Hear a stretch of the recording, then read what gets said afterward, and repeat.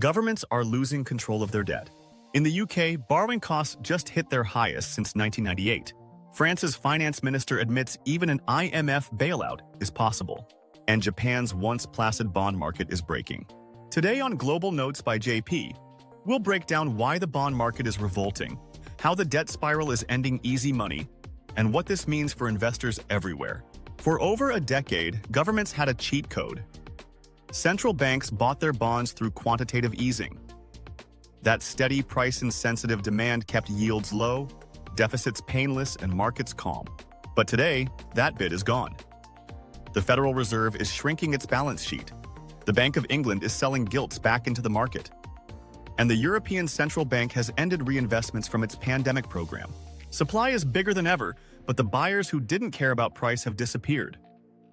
That's why yields at the long end, 20 and 30 years, are exploding.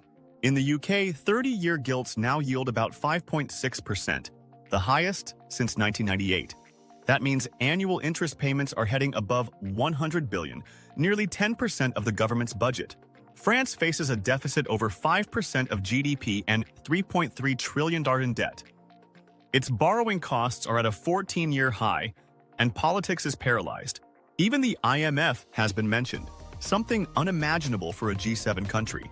Japan, long the global anchor of cheap money, now sees its 30-year bonds above 3%. That pulls Japanese investors out of foreign debt, leaving treasuries and European bonds with even fewer buyers. This is the spiral. More debt, higher yields, higher interest costs, and then even more debt. There's another layer: politics. Investors are starting to price what we can call an independence premium.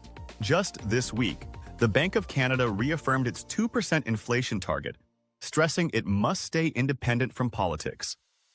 Contrast that with the United States, where political pressure on the Fed is openly discussed, and in Europe, where fiscal gridlock makes central bank support harder.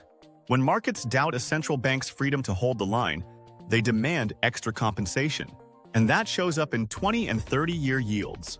Here on Global Notes by JP, we focus on global macro without the hype, just clear, second-level thinking you can actually use. If you're finding this breakdown useful, make sure to subscribe so you don't miss our weekly deep dives. Back in the 2010s, the fear was austerity. Yields were collapsing and governments were told to cut spending.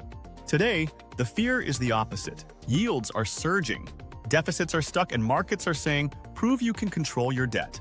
This isn't a Eurozone periphery story anymore. It's London, it's Paris, it's Tokyo. The world's safest borrowers are being forced to pay up. So what does this mean going forward? Expect more volatility at auctions, weaker bid-to-cover ratios, bigger tails. Watch spreads between France and Germany or between UK gilts and US treasuries. Investors will increasingly demand differentiation. Countries with fiscal credibility get a discount. Those without pay, a penalty.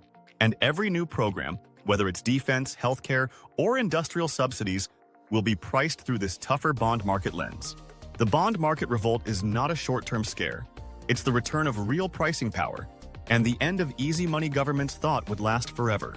If you found this breakdown useful, please like the video, share it with a friend who follows markets, and subscribe to Global Notes by JP. It helps us reach a broader group and keeps you ahead of the curve.